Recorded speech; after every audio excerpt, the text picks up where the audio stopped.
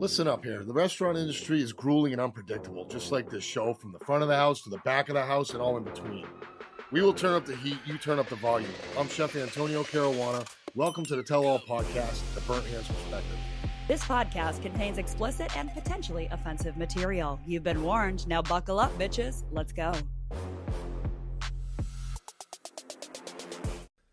KC. What's up, boo? We're back. We're back. Again. Every time we have a show, we're back. Isn't that fucking We are right? always back, but we have some fun people here today. We have a fun topic, too, don't we? A very fun topic where we're going to actually talk about the pussification of the kitchen and the restaurant industry. Pussification. Look that up. Yeah. I made that up. It's a new word tonight.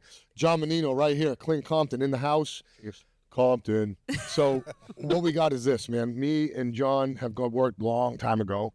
Clint and I met quite a while ago. Both CIA graduates, correct? Correct. Before I even go any further, let me explain something to all y'all. Oh, God. Okay? This is great. And fucking John, matter of fact, I know me, we didn't even have gray hair, bro. You got gray. I'm looking at your gray-ass hair. What the fuck? We had hair on our heads. Oh, Yeah, you did have hair. It's starting. we told him we told him to wear a hat because he's hurting our feelings. Put a hat on, will you? Anyway, so what this is about, man, is this. So, John, me and you go way back. We cooked in La Bella Italia a long time ago. One of my mentors, Anna, didn't know she was a mentor at the time, for me anyhow. She was a single mother with one of the best restaurants in town that nobody really understood at that time frame. This was early 90s, mid-90s? It was Late 90s, okay? yeah. 90s regardless is early, late, whatever the fuck it is. It was the 90s. Hard to remember that far. Yeah. So we were working, and your father was cooking, and I learned a lot from your father. And one of them was how to really motherfuck somebody. You know what I mean? With words. He was legend. Awesome. Legend. Yeah. You ever heard his father go off on somebody? He had a word he made up. It was called, can I say it? It's Italian gibber, and I love it. Statafungiats. One time he was so fucking mad, he goes, statafungiats. What is that? It's not a word. But it is, though. To him, it's a word. Fucking right. To him, it's a word. And what matters more than that? Nothing. I have to call him and get the definition. Bro, he was like, I didn't got time to be making all this statafungiats.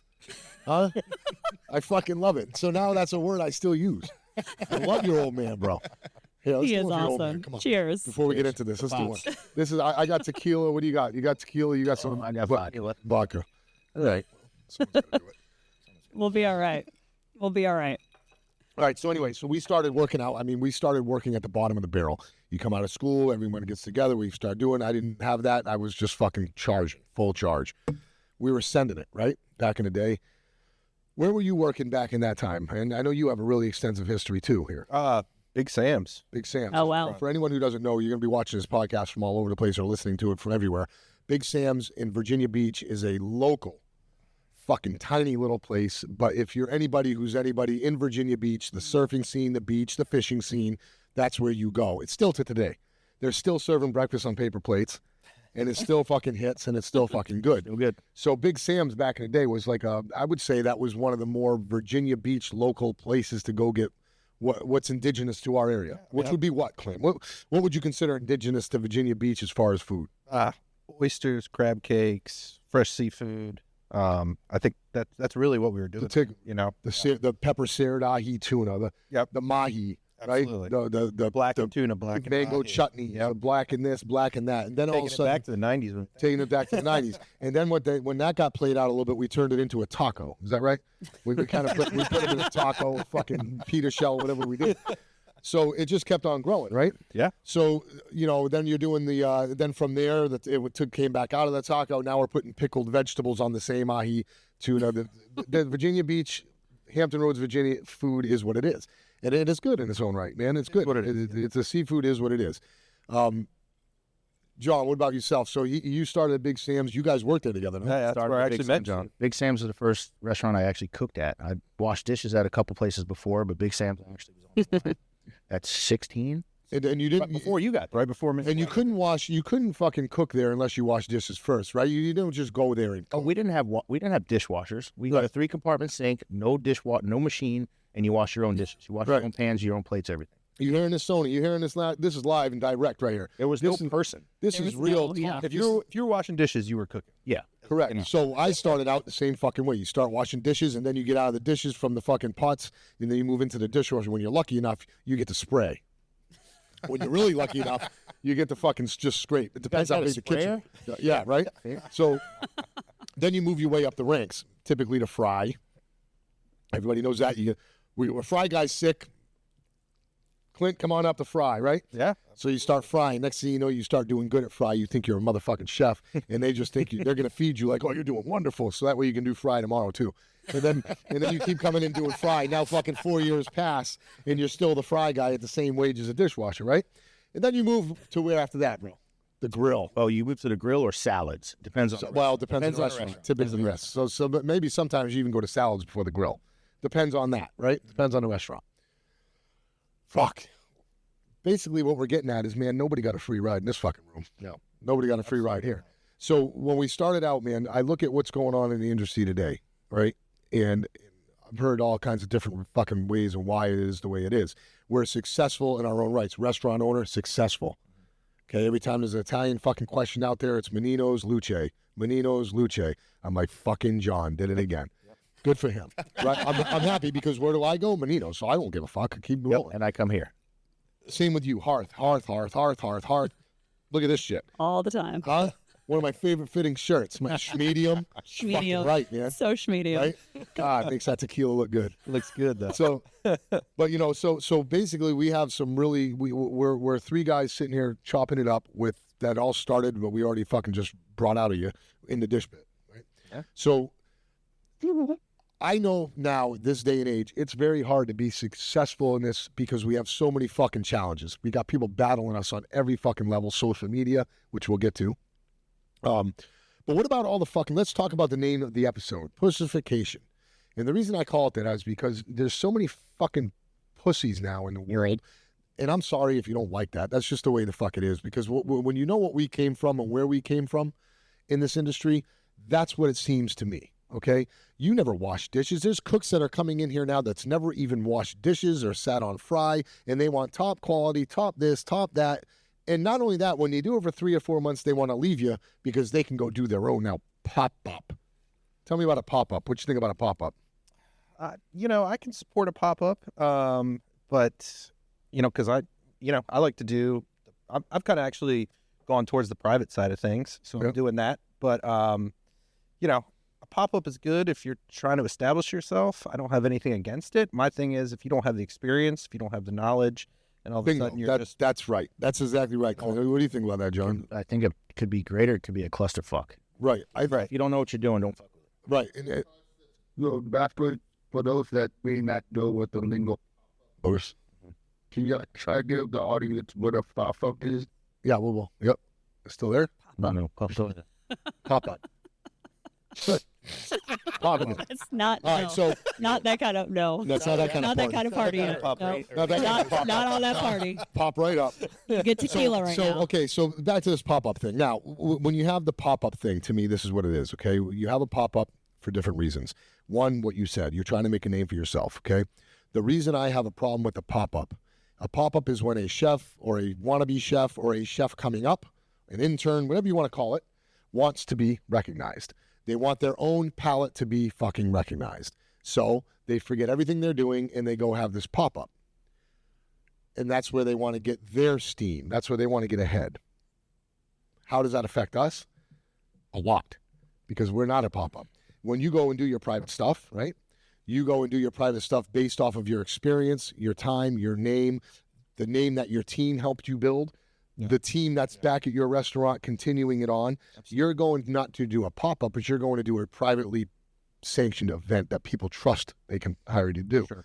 The pop-up thing for me sucks for me because you see these fucking chefs or these wannabe chefs go do it because they're more concerned about what they don't know going on a plate than learning what they need to know to really make a pop-up turn into reality. There's such a fucking fantasy land when it comes to some pop-ups. And I'm not saying all of them.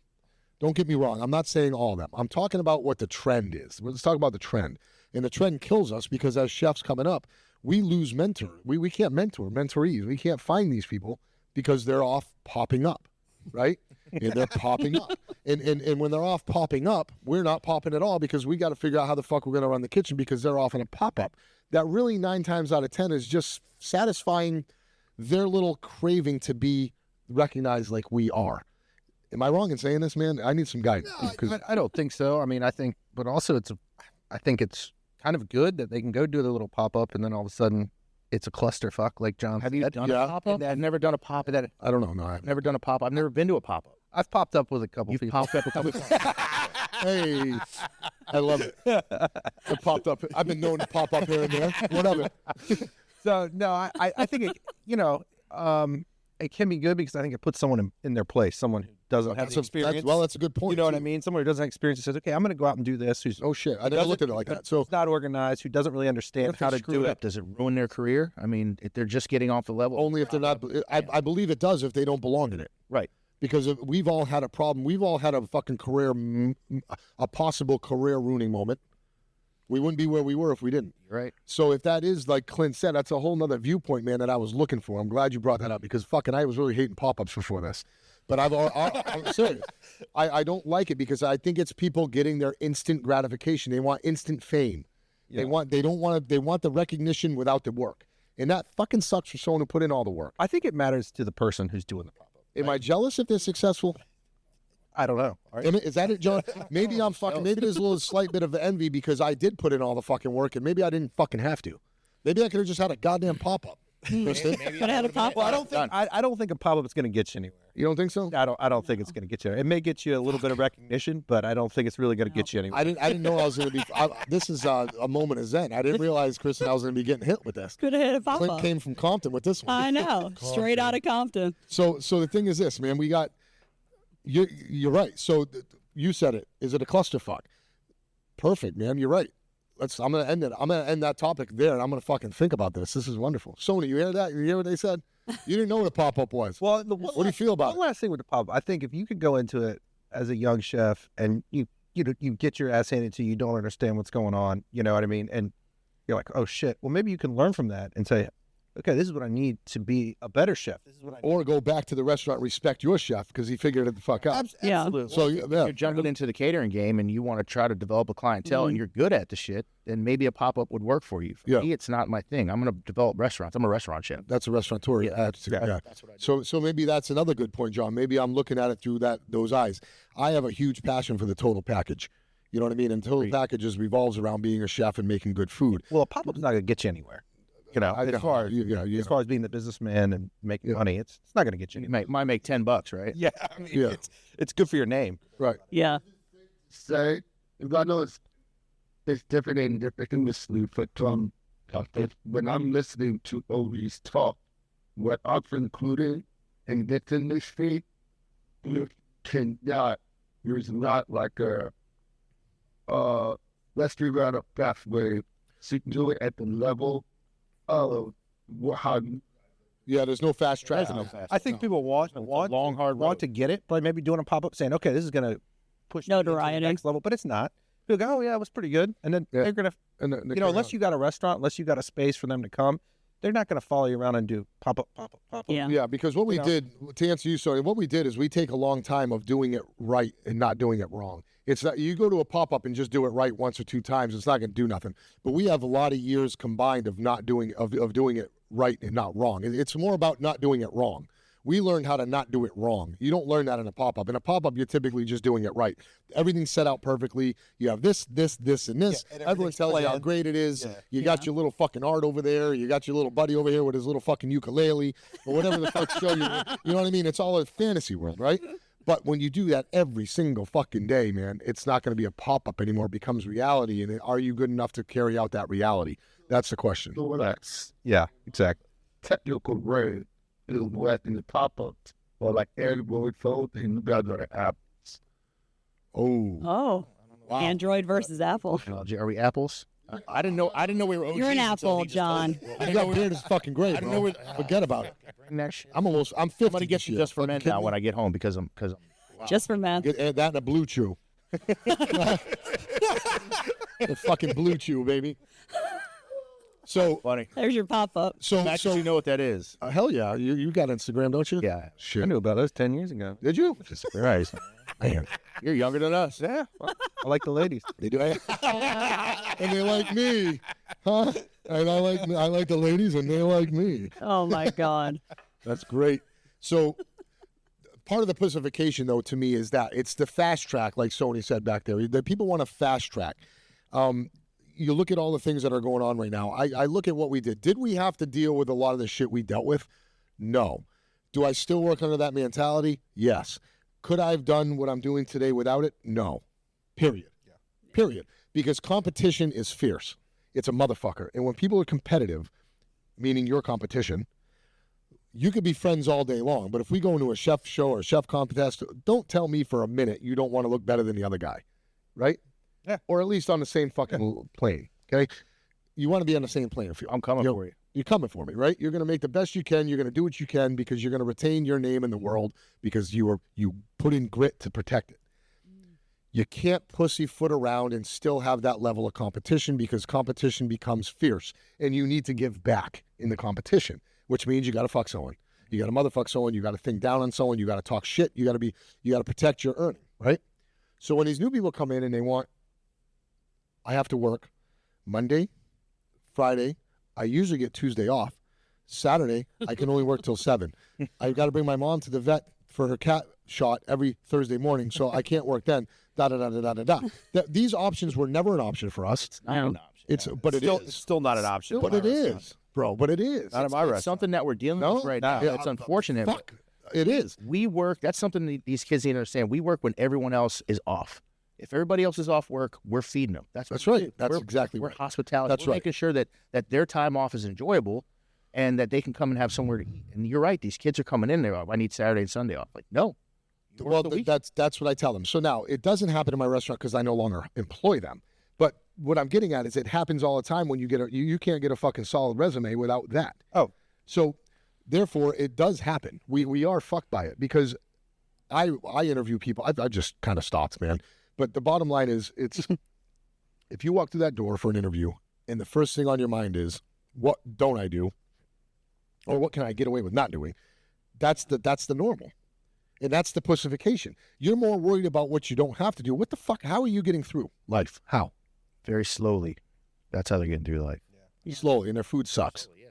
They eat shit. You walk out with that mentality, you might as well just walk right back out. You know what pisses me off when I walk through Chick-fil-A and I see those fucking kids in the fucking checkout line busting their ass.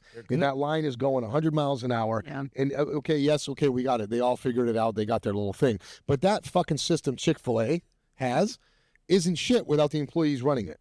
And you got those kids in there just running it. Are they getting are they working 4 days? Are they getting that there? What are they doing? What are we doing wrong here? Well, where's our line? You know what I'm saying? Does it make sense? No, it doesn't make sense. And I look at that all the time because I'm going, man, they're paying these kids $15, $16 an hour to work. $16 to start. Yeah. So $16 an hour. It's hard. I mean, when I started washing dishes, what were we making? $5.25? God. I'm older than you. $4.25. $4.25. $3.75 was my first. $3.75. And I thought it was the best thing since sliced bread. I was getting a paycheck. You know what I mean? I remember my first. And I love the mentality. It's like a pirate ship. My first chef position was 38 grand a year. That to me, I was fucking on top of the world. I did it. I made it. I don't even need to be an executive chef. This is it. You know what I'm saying? This is it. 72 hours a week. Fucking Yeah. Go home busted, drunk. You don't even drink and you're drunk. How the fuck does that work? You know what I'm saying? Everything else that came with it, the fucking drugs, alcohol, the chicks, the pussy, the fucking fighting, the lack of. I never else. did any of that stuff. Oh, I know you didn't. I did. No, I did it not all at for all. you. So I might have done something with you. Yeah, right. Yeah, that's the crazy things happen, man, for sure. That does it scare you that attitude doesn't happen anymore? You know what I mean? Where's the partying? Where's the fucking fighting in the kitchen? People get mad and come to me. He said this about me. I don't like his attitude. I don't like her, the way she's talking to me. It's not fair. Motherfucker, go out there and do something about it, man. You know what I'm saying? And that is fun because that is what the kitchen mentality is to us. And I don't understand how it's happening without it. It does happen. It's just far and few between now. It does happen. There's still a fight every once in a while. I got to break up. It happens with me in my kitchen because I fucking really stir the pot. Still is. There's But every once in a while. I'm a pro. Definitely less than it used to be. I'm pro. Let's keep it old school, baby. You know what I mean? Yeah, I mean, not so much at my place. I'm trying to Skate. keep it level. Yeah, You know yeah, what I mean? yeah. Keep it No, copacetic. I'm kidding when I say that. There's nothing better than a fucking solid team. My team right here, this one is really good and very copacetic at Luce downtown Norfolk. If that wasn't the case, we wouldn't be sitting here joking. We'd be fucking, we'd be over the Same kicker. thing. But it really disheartens me to see that the trend of the kitchen and the brigade system just being chipped away. You know what I mean? Because it is a special thing. It is a special place in the fucking community. It's a special place in the industry. That kitchen brigade style is what made us who it is. It made us. It made the Culinary Institute of America. Yeah. You know what I mean? What else are they going to teach if they're not teaching that? To be honest about the CIA, I feel like they're not even teaching that style anymore. I feel like it's, I don't know. Is it woke? It's been a long time. It's been a long. I feel like 17, 20 years since I graduated, so who knows? Is it woke? Yeah. I don't know. I haven't been back. I've been back once. Cold up there. I feel like it's definitely a little different than it was when we were there. So they were still pushing the drive that we're talking about. We're not sure. We were there, absolutely. Very now, strict, what do you think? Do you think that do you fear? I do. Do you fear at all if it continues going this way in this de-escalation? What's going to happen to the actual stress factor that is a guaranteed factor in any kitchen? If people can't handle that, what's going to happen? Are we going automated, mechanical? Yeah, I think that's the route to automate as much as possible. So fine dining, white tablecloth, 4 courses. How are you going to automate? How are you going to automate? How are you going to automate the food? But how else are you going to keep up? Figures that out is an instant billionaire. I also feel like just this may be a little bit off topic, but fine dining, I feel like is slowly kind of not going away, but I feel like if you can put out an amazing product, you still have the great chefs cooking in the kitchen, but not necessarily that fine dining atmosphere. I feel like people are kind of maybe shifting away from that white tablecloth. So here's a funny thing on that, bro. I'm gonna disagree to agree to disagree here. I mean, I thought that same fucking way for a long time. When I opened up Luce downtown, I wanted to put all fucking high-end food on a wooden table. Less is more. That's what my mentality was, and it worked really well. And I agree with you. Your place works fucking great, man. That is great.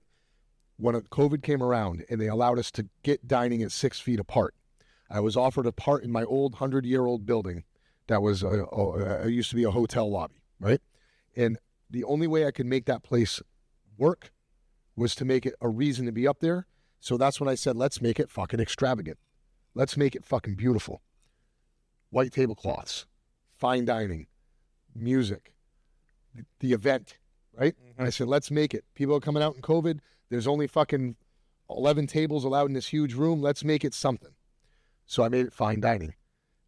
Best fucking decision I ever made, because I thought I was taking a huge risk, and people just fucking want it. They want it. They want to go get served. They want the breadcrumb. The crumbing. Oh my God, you guys are crumbing. I haven't seen this in so long. You know what I mean? Look, he's ironing the tablecloth right there next to us. These are things people now are drooling over, because I think, honestly, on the other end, it's coming back. I think it's going to be like the shopping mall.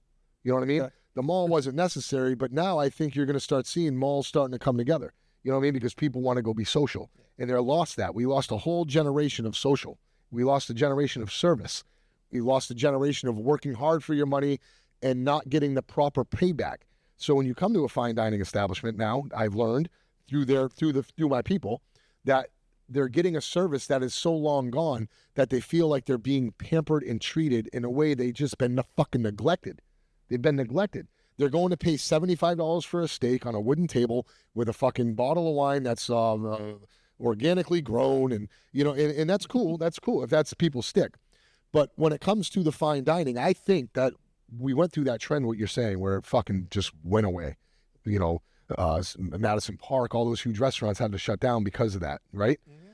But I think now people are kind of wanting that to come back because they're fucking missing it.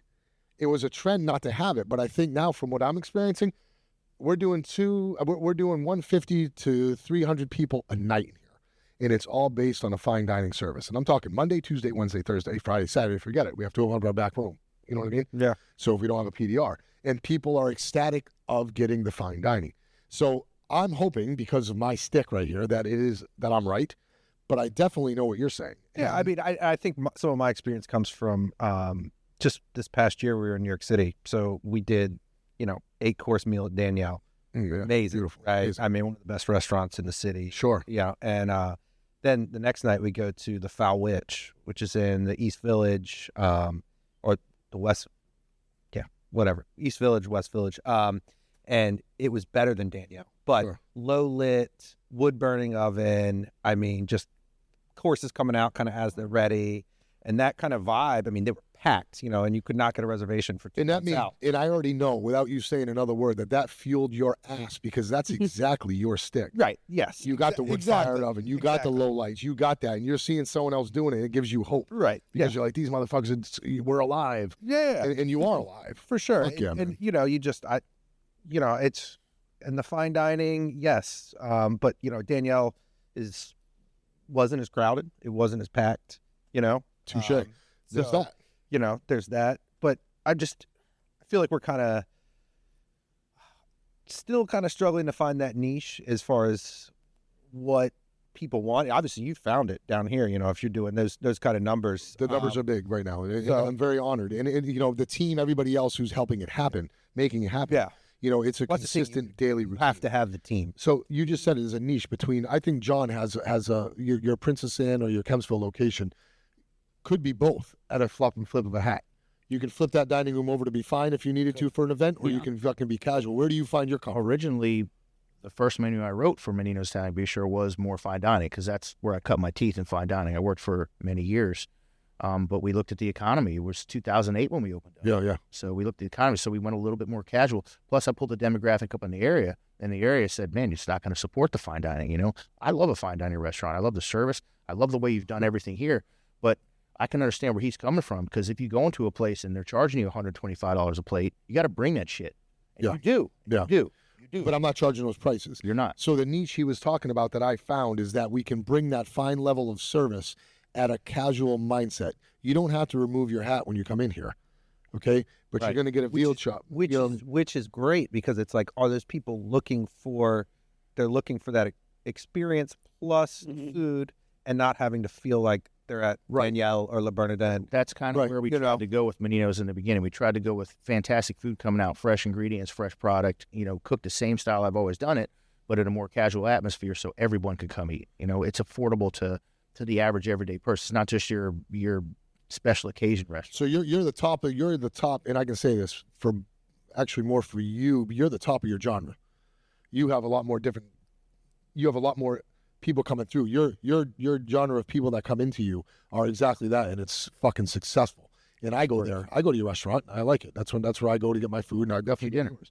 So I think that we're all kind of found our niche, and that's why we're all sitting here together and having this conversation because we came from nothing, and we're pretty dominant in the area as far as our locality, as far as our restaurants. Because let's face it, if you can't admit that, then you're hiding something from yourself. I think it kind of brings us full circle though too. With is you have such a great team of staff, and you set that example, and it's tough to do this every night and make sure it is on point. Every night, yes, it's hard. And so there's a lot more finding the right people to work in, finding the right staff to be at that front of the house to give those people the experience.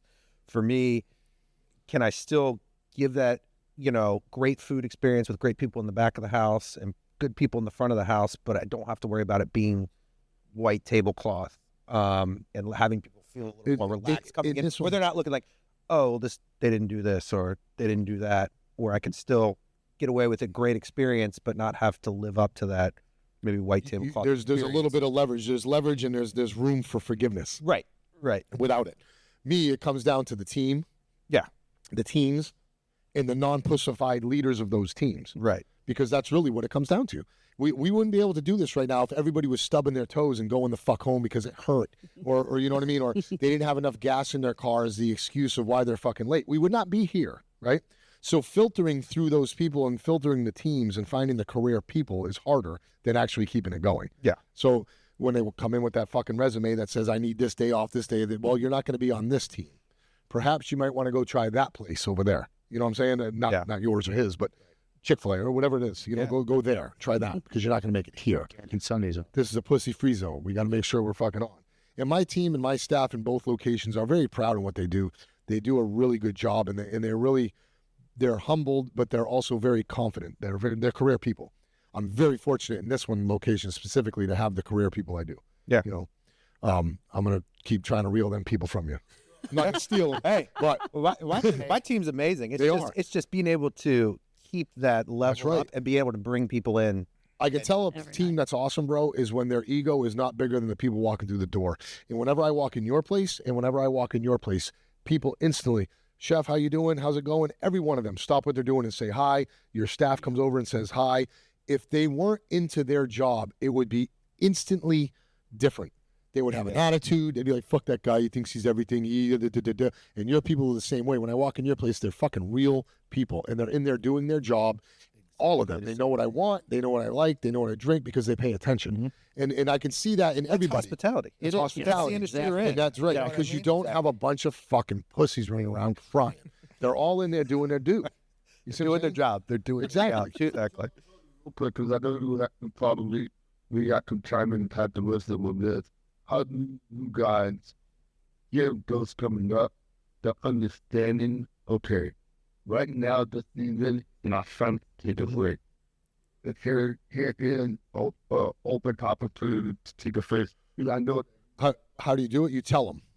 You tell them right now. You just tell them. I have lists on my door. Do not request these days off. It's the list for 2025. This day, this day, this day, this day, this day, this day. It's mandatory. Yeah. If you can't work them days, tell me now. Save us the fucking trouble. That's the end of it, right? If you're out there in the back taking a smoke break during an 8 o'clock rush, your smoke break just fucking went a very long time. You just earned yourself a real long smoke break. I hope you got a pack. You know what I mean? Because you're going to need them on your way home. You know what I'm saying? And that's that. There's certain times and certain plays. And if they don't understand that, Sony, right, they're not in the right place. They should have already known that. I am not at cooking school. You set that precedent Right. when they walk through the door. And when you hire your people, you should be filtering and vetting these people, knowing that they already know this stuff. This is not the place you come to learn how to saute. You better learn how to cook my recipes, and you should already know what a saute pan does. You should know what the oils do at what temperature. You should know what salt does and what granular of salt does at what temperature. You should know what you're trying to get when you're extracting fucking acid out of a fucking... These are things you should already know. When I tell you to go fucking make me, go make me a fucking... any type of man, I'm having a brain fart of what to even ask for because it's so easy. If I tell you to go make me something simple as a hollandaise sauce, you should be able to make one. You don't need my recipe because there's only one. Just fucking make it proper, and then we'll go from there. You know what I mean? Yeah. Go extract the fucking. Go make me a fucking blood orange extracted oil for me real quick. You should already know maybe how I do it, yes, but you should already know what I'm saying. You know a basis for it. The science of what's happening, right? If I tell you to go start a braise or, sear me off some fucking this for a braise, you should know what the hell I'm talking about. Go tie me off a fillet. Let's do that. And then we're going to get those lobster tails trimmed back. You should know already what we're saying. This isn't a school. This isn't a school. Right. Yeah. So educated people, Sony, already know that. It's when they don't know that is when the big red flag goes off in your head like, fuck, you thought you can go smoke a cigarette right now? I'm fucked. You see what I'm saying? It's where did I go wrong here? Well, they also just happened to come to a sous chef position. Yeah. Yeah. Then they're doing that shit. It's like Yeah, But exactly. you guys also have the same mentality as me. You lead by example. Yes. You're back there in the kitchen. You're banging pans, Every night. grinding. You're doing the same thing. I did the same. I will do everything. That's in why that people restaurant. will follow us. That's why people they'll stand next to us and go through it with us because we have the wherewithal, the ability to do it. So they respect us for that. And there's a lot of chefs that they'll come in, they'll say, all right, is everybody ready? And they'll go walk the dining room, they'll play around, they'll leave early, they do all this shit. We've gone through everything. I've seen you in the kitchen. I've seen you in the kitchen every time I've been over here. Yep. Yeah. Every time I see, every time. And it's the employee bathroom, for instance. It's off the kitchen, of course, off the way out the kitchen. But I'll go in there, and there'll be times where I'll go in there and scrub that fucking thing because I'm sick of it. This is how you guys clean. This is what you think is clean. This is where you're gonna clean yourself in my fucking kitchen. Hold my beer. Get the fuck out of here. You know what I mean? I go in there and I'll scrub that thing head to fucking toe. Listen it. And it's only because I don't want to. I want it to start fresh again. So when I start yelling at them again, I knew it started from the fresh. You know what I'm saying? There's no excuse because I just did it. And you're also not too good to do that. Fuck. You know what I mean? that- That's the I thing. am too good to fucking sit in a piss-riddled fucking toilet. But I am you're too setting good that for that. example. You're I'm setting that example. So you're saying you guys can't aim? I'm saying that they must be squatting, bro. Oh my God. That's what I'm trying to say. Oh my God. Not all. I mean, there's some squatting going on for sure. You know what I mean? They're pissing, fucking, they're sitting down. They gotta be. You know what I mean? And I don't know if the chicks are standing on the toilet, fucking straddling, making a fucking spray. It's hovering. Hovering, whatever you want to call it. But goddamn, I'll go in there after that. That ain't no fucking treat either. Don't let them fool you. You know what I mean? Holy shit. Oh my God. It's It a just luxury went- to yeah. have an employee back. Casey, you know what I'm talking about. Yeah. It just Ain't went a whole no- other direction. When it comes to the bathroom, chicks ain't no saints, okay? No, it's terrible. It ain't But I working. mean, and you guys are all back of house, so I was front of house, so it was a totally different story in the mentality behind the bar. Yeah, yeah. And I think I've seen that downgraded so much in the past decade that it sometimes it disgusts me when I go into places because I'm But like, is, you're it- not. is what we're talking about in the kitchen? That's a fucking huge point, man. Yeah. Is what we're talking about, this pussification. People look at me like, man, be easy, dude. Times are changing. No. Things are different. Is it different from that side of perspective too? Because that's a big point. So Yeah. when you're going to bars now and you're just looking around and you're seeing things, are you seeing it different too there? Yeah. Is there a pussification Oh, I think so. there? I think so. I mean, you guys Like are all examples. dudes. I'm the only one with tits, so I can say this. But behind the bar, you put up with a lot of shit as a female. So you either have to work harder to ring as much as other people, make as much money or whatever, and prove a point with it. And I think when I was, in it, sexual harassment, we talked about the Me Too shit before. Like, I don't take offense to any of that. You can comment on anything all day long. Is it sexual harassment when you're taking the tip? Well, when it you're depends accept- how you're taking the tip. Yeah. when you're accepting gratuity. Staying out of this. When you're accepting, hey, listen, when you're accepting gratuity, right? Yes. It's a service. It's a service. Yeah. Is it a Me Too thing then? Because Yeah. you took the fucking money gladly, you shook them tits, and the Yeah. guy now said So you something can't off. complain 6 months later that somebody was like, I fucking you the whole time you're working and say they're a pig or whatever. You're wearing the low-cut shirt. You're sitting You know there what you're washing dishes in front of them. You are doing that to make more money. Don't downplay your sexuality because now you're embarrassed by it. Right. Because I never was ashamed of my sexuality. And John and I can were, attest. we worked together. I mean, we were at 4, 5, 6, several restaurants. You were And behind the bar doing the Macarena. yeah. Like she comes in the kitchen, 5 guys cut their finger and 2 guys burn themselves. Like, can you stay out of the kitchen for 5 Your minutes? dad was please? also always nice to me. He was very nice. He loved me. Hey, I don't think I ever had. Astada Funjas. He's right at boob level. So Yeah, he's Astada Funjas, bro. He was a very friendly person, but we loved Dad. Like, he was fucking amazing. And I think it was, but also I did my job. I worked fucking harder than anybody else would, and I made the fucking money. And I never, you can't apologize for it. But what I see now is where people aren't working as hard. They're not hustling as hard behind the bar. They're not putting the extra effort in to doing things. You think they're taking for granted that a tip's coming? So fuck Yeah, it. I think people You owe me feel 20% of this obligated. tab, and that's Yeah. that. No, and it's not. And my goal was to, you don't want to just be average. You want to be more than average. You want to be a 30%, 50% tip person. So why? average tip. Yeah, why do you want to be average? And I think it's just sad to see that part. Nobody wants an average tip, John. No. You want above average, above average. But I think it's just mentality because we were all very old school. We all came up through several restaurants where we had to do all the grunt work and all the other shit. And it just was different for me because in front of house stuff, like, we're making money right away. It was easier because you're already getting paid. And, you can make $300 to $600 a night by just wearing, a bra and a tank top. So It's that not hustle, that hard. that hustle you're talking about, that was- behind the bar hustle, that female drive of fucking being a boss bitch back there, knowing that you're showing your tits doesn't mean they're getting them. No. It doesn't mean that they're going home with them, but they're gonna remember it, and you're gonna get your fucking money, right? There's nothing wrong with that because you're not doing anything wrong. You're using what's real. You're selling alcohol. Sex sells. We all know that. Alcohol, it helps. Everything helps, right? Yeah. If look, it's obvious when God was giving out was giving out things, you didn't get in the ugly line. We all figured that out. You know what I'm saying? So it's Thanks. when guys go to fucking work in a bar and you're working back there, you can either sit there and give them an attitude, or Yeah. you can capitalize on that, and that's. But it all comes down to work ethic. I don't care what you look like. I don't care what your background is. Work ethic is work ethic. work And ethic is less now or more. What do you think? I think it's way less. And I mean, but we all know this. Like, we came up in that. I grew up on a farm. Like, you work hard, and there was never an equivalent between male and female. It's just I had an advantage, and I took advantage of that to make more money. And I'm not ashamed of that, and I'll never be ashamed of that. I mean, when I first came here, I worked for Hooters. And that was my first restaurant job.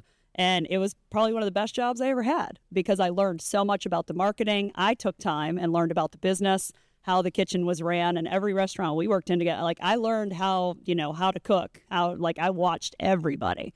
And I can do it all. I think that's just a difference of work ethic. Doesn't matter who it is now, but I think, the pussification part is we've lost that. I don't get where these kids come off to, because what you're telling me, that just commands respect from everyone in the restaurant, that you know how to do this, you know how to do that. And wouldn't you want respect? Like That's coming the in, problem. like No. wouldn't you want respect? That's exactly what I'm saying, bro. I don't think they want do. to improve yourself. Like I think they're just it's like they just melancholy. They slide just like by. it. I just have enough money to Some pay my people are bills. happy being average. I mean, if you want to be a restaurateur, if you want to get to where we're at, you have to learn every aspect of the restaurant, all of it, including her job, including the dish guy's job, including, bussing, waiting tables. You got to have wine knowledge, all that shit. You have to have all of it. You can't make it without it. You know that. You know that. Yeah. You're not doing it without it. Yeah. I just think that it is work ethic. I mean, and that's, degeneration of technology, people not thinking they have to do as much because they can make money online. It is a combination of all of it. But when you find places like you guys all have good people at your restaurants. True. So you still have the professionals. I think that the pussification part of the restaurants that are downplaying that or not setting the standard are what's ruining the industry. So it's not the people who know what they're doing. It's people who are pretending or coming in with ego and just want something that's Instagram worthy. And I'm just going to have people in here who are influencers and snap photos, but they're gone in 6 months to a year.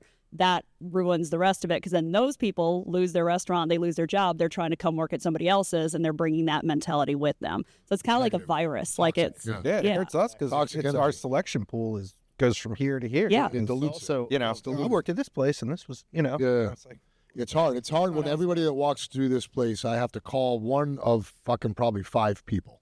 You know what I'm saying? What about this dude? What about this girl? Yeah. Of course, they don't have nothing good to say because the other 3 people I'm going to call shouldn't have to call them either, but I'm going to have to for a reference. And we all know what goes on there. I mean, the pool is small here. Yeah. But that's the way it is in any city because even if you have some of the best restaurants in the city, right? There's only going to be 4 or 5 of them. So that type of pool is still small. You know what I mean? You're not going to get 100 of those shitty restaurants are going to send up their best people. This isn't the fucking farm leagues. We're not calling them up from the bottom. You know what I mean? So it's hard to do all that. This is great talk. Now let me ask you guys a question about this. What do you feel about this social media and how it affects? Does it affect you at all? Does it affect your business at all? I'll start with you, John. What do you think? Does it affect you at all? Any good way, bad, or indifferent? Social media is great for us. If I post too many things, like I'm cooking here or doing that, the restaurant fills up. Now, you got to be careful with it because can your staff handle it? Yep. During COVID, it was fantastic for us because I switched over to different types of to-go boxes. I was promoting my to-go food. Italian food, it carries very well. We were lucky. We had to switch gears just like that. I mean, you understand. Yeah. We went to the same shit. So it was fantastic for us. It kept us alive. It made us through. But like I told my staff, we're getting so busy because I'm posting so much on social media that if they can't handle the influx and people are having a bad time, there's no point in me doing it. So I have to be really piecemeal with it now because it is very powerful. We have a lot of followers on our page. It's very, very powerful. So if I post I'm cooking, a grilled salmon dish here at this restaurant, 45 people are going to show up to want that dish. I better have 45 of them. And you know how it goes. Yeah, dude, I get fucked with how all it the time. goes. How about you? How about that? So I feel like as far as advertising, promoting the restaurant, I think it's great. But back to the topic of the podcast, pussification, I feel like it has created a whole group of people who feel like they should just be able to go into a restaurant and be this Instagram chef. Or Fantasyland. yeah, Fantasyland kind of. For promotional tools, great. But as far as making the industry stronger, I don't know. I just feel like it makes people delusional to what they can. It's good for advertising, and that's all I've used it for. The downside I think to it is the comments. Some people that may have come in your restaurant and been on an off day, or their server had an off day, and they want to complain. Well, this place is terrible. It was horrible. It sucked. And I have the ability to contact those people and say, what happened? Who was your server? Can we make it right? Can we bring you back in and have a good time? Some people just want to complain about stuff. Yeah. Just erase their shit. Bye. Yeah, just delete. Bye. See you later. Yeah. I'm not going to argue with you on social media. I'm not a keyboard cowboy. I just erase it. Bye. See you later. Block. So for me, the social media thing is a double-edged sword too. I agree with both you guys that it's on both of those things. My biggest thing is that it creates here's the thing. You can have 100,000 likes, okay? Good. Someone sits on their couch, they're reading your shit, they see your food, perfect. It's different to have 100,000 customers. You see what I'm saying? My likes come in the form of fucking customers. That's what I'm worried about. So I'll use social media to reach those customers. the potential customers, like you said, to advertise what we got going on, to talk about us as chefs, to fucking brag a little bit, to show out, to see what's coming up, and to put your fucking staff on blast and let them get some fucking light, whatever it may be. It's the other people, like you said, that it makes our industry look so fucking obtainable that it almost disqualifies it as serious. You see what I'm saying? It takes away because it makes it look like everyone is just as capable as the next guy to do what we do. And it's fucking not true. You see what I'm saying? When you sit on your couch and like somebody and follow somebody, that's cool, man. But are you getting that person off of their couch, putting their shoes on, getting in their car, and coming to you? That's the reality. True. That's the reality. That's social fucking media. That's socializing. You know what I mean? Yeah. So social media has nothing to do with socializing in person, and that's where I like to capitalize. And the last thing I'll hit on this, guys, is the fucking social media stuff because I like it. We're on it. It's fucking been going on. I like it. I do like it, but I do see the flaws in it, and I do see the benefits of it. And when you benefit from it, it just benefits. But when you the flaws, I guess we're successful in what we do, so we can sit here and pin out all the flaws because we don't need to rely on it, right? We're just doing this because we like to talk. We get to get it out there. It's a good concept. Fucking the one that's getting me the worst though are these influencers. Oh God. The influencers, bro, are the ones that get me, okay? Because let me tell you what an influencer does. And I'm not talking about the influencers that... Like the good people. No. I'm not talking about the companies. I'm not talking about that. Let's not get confused. I'm talking about the fucking person that walks through your door and tells the hostess, is there a seat at your bar? I'm an influencer. You're an influencer. Well, what the fuck influenced you to walk into my place? All the time. I'm just gonna look at you the same way I looked at you. They want free shit. And bro, that's my question. I asked the guy one time. You're influencing. Well, what influenced you to walk into my restaurant? Oh, it's great. I hear everybody talking about it. Oh, wait a minute. So who's the influencer here? Exactly. You're going to make a fucking show off of me is what you're trying to do. You're trying to get influenced. So am I the influencer? I'm the influencer here because something influenced you to come to me and get this fucking content. All right? So no, I'm not giving you a free fucking meal. No, you're not getting something to put something free on your influencing because I'm the one influencing you to fucking get a show here. How about you pay double because I'm going to give you some likes, motherfucker. It's a weekly. It happens a lot. It happens a lot. Not daily. No. Weekly. Yeah. Weekly. 10 minutes up, I'll fill up. Oh. Yeah, Sony wants to just pull up and see one in action, like see an influencer in the wild. Well, no, I mean, there's influences out there now that benefit, okay? Oh, no, they do. So you got to vet them out. So when I sit there and ask them the question, so where's your page? What you got? How many followers you got? 1,200. Do you know I have 1,200 reservations between now and tomorrow? Yeah. I'm like, what the fuck are you talking You're about? not helping me. 1,200 fucking reservations this week alone. You know what I mean? And they're not even on my follow on my page. No. So again, let me ask you something. What are you gaining out of this other than a free meal? Yeah. Because I'm not gaining shit. You know what I'm saying? Mm-hmm. Now, you have another influencer, if you vet them right, and they have 1 million followers, that's the person who's done their fucking work like we did, because no one got 1 million followers by not doing something. Yeah. So obviously, they are now influential. You see what I'm saying? There's a huge difference. So all you people out there, my tip to you is when your influencer comes in, don't be afraid to ask them what they do. What is your influence really? What do you do? Are you an influencer because you just have a phone and you're taking a picture of my beautiful place and seeing how many people like it because they've been there too? You see what I'm saying? Are you going to take a picture in front of the same picture that Pharrell gets his picture taken in front of because you know that you can relate now and you're cool too? It seems like you got influenced. I'm not getting influenced there. It seems like I'm the influencer. You know, and that may sound cocky as fuck, but it's goddamn true. If your influence is coming in here to get free meals, go somewhere else. Go influence somewhere else. I'm not interested. I'm not interested. If you don't have the things that are going to make the time it takes my staff to make your food, the time it takes the servers to serve you, the bartenders to wait on you, and then you're going to walk out here with a half-ass tip because you're a fucking influencer. Yeah, you're not making any fucking money. You didn't influence me enough to fucking make my whole staff 10 fucking to you for nothing. You know what I'm saying? I think you can tell really quickly people who are respectful of the industry and who aren't by who will pay the full fucking check. Right. Like, none of us would ever go into each other's restaurants and say, I expect you to give me something. That would never happen. You never ask for a discount. You don't expect someone to buy your fucking dinner. And that is the key. I don't do it. Both of you guys can attest to this. Yep. I go on his night on industry night because it's fucking Sunday. That's my only night off. Yeah. And when they try and give me the industry deal, what do I say? No. I don't want it. I'm not here. I'm here to support you. Yeah. I'm not here for you to support me. I'm here to support you, bro. Same thing with you. He'll tell me, don't pay for it. Just take the money because now I'm giving it to your server. Yeah. Just put it in the food cost. Yeah. You know what I mean? Yeah. I'm not going to not Nobody pay. expects Someone that. here is getting this money. Mm-hmm. I didn't walk through this door. I'm here to support you Yep. or your staff. You know, and I appreciate the gesture, but I'm not here for that. I'm here to Yeah. support you. You And know if what we I'm have saying? a shot, that's great. But that's just the icing on the cake. Yeah. There you go. Give me a shot and I'm happy. Yeah. You know what I'm saying? That's cool. And do it with me. Yeah. You know what I mean?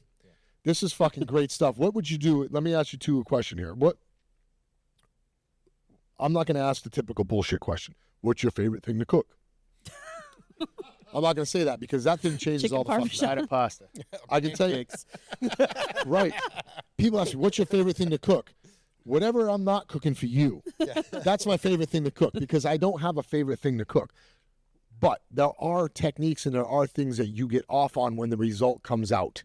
Do you have one of those? It could be anything from pulled mozzarella to some. There's something that goes on that when Like you fucking visceral? accomplish it, you feel good about it. Not per se a dish, but there's something. What could you say that is? Man, it could be so many different things. I mean, I've cooked so many styles. Now, in the late, In the late, sure. In the late? In the late, yep. I like to crack a beer, light a fire, take the coals, throw it in my barbecue trailer, load some butts up with my secret rub. You're not getting the recipe. And just let it roll 16 hours, and at the end, pull that thing apart, put a little bit of sauce on it, eat it in the sandwich. That's it. That's That. So the method of that slow cook. and I the love slow cook. it. I love it. Fuck yeah. Yeah, That's you. for me, it kind of similar. You know, it's any cheap product I can take and slow cook, braise, and it comes out absolutely perfect. You know, like a shank or like a short rib or something like that, and just absolutely money. Where it's not too overdone, but it's just falling off the bone, delicious. I mean, that for me, that's cooking. You know what I mean? That's cooking. This is a fucking sign of the times. Yeah. We're getting old. Because I'm the same fucking way. All the sous vide, all the gastro stuff, making the fucking goddamn balsamic pearls and the fucking cucumber caviar, all that stuff, all the fucking, all that micro, you know what I'm saying, all that stuff. It was fun for this long and where it lasted. The sauteing, the creating, the fucking meat glues, the goddamn stacking, the rolling, the roulades, all that stuff was all amazing, man, and it made me who I am today. But to me, nothing better than exactly what you guys are saying is creating. For me, in my sense, I love to create a new style or variation of a slow-cooked ragu. That to me is the most fucking entertaining thing. Or if I take something that doesn't belong, like something I've been trying to work on, like my meatballs. I'm stoked on my meatballs right now. They're fire. They're I'll amazing. challenge everybody right now. My meatballs are on right now. I got Challenge this. accepted. Okay. Uh-oh, challenge. I like it. Challenge. I didn't bring any meatballs. No. No, this is what we're going to do now. We're gonna okay, do another Kristen? episode We're of going to do an this. episode, and we're going to have a fucking meatball off, and you're going to be the judge. Oh, Huh? All right. John, And you it'll be ready? fun. Go balls to the It'll wall. be fun, bro. Balls to the wall, baby. This is one man that I can tell you, I wouldn't mind losing to. This would be good. This Agreed, would be same, really same. good. I wouldn't mind losing to you because I Okay. fucking eat at your restaurant. And if I lose to you, it means I fucking judgment is proper. You know what I'm saying? So that's awesome. Okay. And I know you could probably pull it off. Let's do this. It's going to be fun. Oh, this could be fun. This will be fun. Yeah. And I'm in. it's not a loss anyway. It's a fucking it's an amazing, Two it's an guys amazing cooking thing. together. Yeah. So yeah, it's fun. It's fun. But it'll be fun if we sit here and do it. And I'm talking about 1 pound. Huh? 1 pound. You set the rules 1 now. pound, bro. Pound? Because you know how to I make a it. 60-pound batch. So do I. Pound. That's why. Okay. That's why we're gonna break Make it down. interesting. How am I even going to... There's a pound of garlic in my recipe. 1 pound. 1 Okay. pound. 1 Challenge pound, bro. rules. All right. Challenge 1 pound rules. of meat. 1 Right. pound of meat. What type of meat? We want to go Wagyu or we want to go regular chuck? Let's go Wagyu, pork, and lamb. Oh. Ooh. Oh, wow. We're getting special. Huh? 3 different types of meatball. Because I Three brought it different down. styles I of see what cooking. you're doing. You 3 different fucking styles of savage. cooking. You're a savage. Yeah. Okay. 3 Pork, different lamb. meatballs, 3 different styles of cooking. Oh, 3 different meatballs or 3 in 1 ball. 3 different... You got to remember, we're on a show. We got to make this time constricted. We got to Do it. We can do it. So you're talking about It's TV magic. 3 meats, 1 ball. 3 3 meats, 1 ball. That's a T-shirt. I don't know if I should agree to this. I know. But So do you want it blended or separated? 3 Let's balls, just- 3 meats. 3 balls, 3 meats. 3 separate. 3 different separate techniques. All right, Ones. 2 balls. Yeah, this 2 balls. is going somewhere. Okay. 4 different meats. Lamb, veal, pork, beef. Yep, and you can do whatever you want with either of them. Lamb, veal, pork, beef. Are we writing this down? We got it recorded. Guess what? It's recorded. Boo. You're fine. It's actually recorded for prosperity. All right, so that's fun stuff. All right, yeah. John Okay. Mannino. Okay, so Clint- I'm judging this. Clint, you're ready to have both chef's balls in your mouth? Yes. Okay. To me, babe. I knew that was Give it. That's 2 balls. I don't know what's gonna happen. We're gonna. Okay, I got. This will be a good All time. right, this is for coming up. Hampton Road. Season 2, episode 3, maybe, just so we can plug it. This is gonna be good stuff. I like it. Okay, I like All right, it. so for me, the slow braised ragouts, I like to take the chucks. I like to take the old cuts of meat. I'm doing things now with pork belly. Time and technique, man. Time and technique. I just love that. lost art. Yeah, the brains is tomatoes. lost I love art. the breakdown. All that shit, and then you take that pasta, and when that shit's done, you can taste. You know what's gonna happen. And right before I even put the fucking slow cook on, the braise on, I'll taste it as I put it together, and I'll know what's coming. I can tell what this fat's gonna do because it ain't in there yet, and it still tastes right. The acid of everything is good. The fucking garlic's talking to me. Everything's working right. And even in a braise, in a fucking, if you're doing the short ribs or whatever it may be, man, I'm braising wild boar shoulders now on the menu, and I just love it, man. I love it. And I guess Nothing that's more satisfying than pulling something out of the oven after 3, 4, 5 hours. yes, And it it is. was right. Oh, it's perfect. And I am also Down perfect. Yeah. Yep. I am also gaining a new love for an old hated thing, and that's a fucking good fucking demi. I'm starting to fucking get into that because it's along the same lines of that slow process. The older I get, the more slow I want to be with it. That's the light. So, anyway, Keep going. Keep. the All right. yeah. So that's it, man. We're all on the same page, and that's a wonderful thing, man. I was hoping you guys were going to say something like that. Nothing crazy, like there's nothing better to me than hot rock searing a fucking half a No, piece of no. salmon with I fucking think you water. like I'm not properly. freaking out. Yeah. Fucking caviar. I'm not doing Bro, it. Yeah. I see these guys putting a piece of fish on a fucking thing and putting boiled water over, and the skin goes up, and they're like, "This is how you do 11 it." flowers No, on it's top of it. No, that's not. Yeah, it's not. Wow, it's not my It's jam. for somebody, but it ain't for me. You kind of reached the climax at that point. Yes, Yes. I've already passed. I think that you're all crap. good. We've already done all that. We've already tried to use the fucking swirls and the fucking splatters. It is what it is. So, let me tell you what. This has been a fucking amazing fucking time, man. The time is going on, and I love it, bro. I appreciate you guys coming. Appreciate you having us. Cheers. Look, we're gonna do this challenge. All right. We got the best judge in the fucking business. He knows his fucking meat. You know what I mean? Dinner's dangling with this guy. So, ciao for now. Cheers.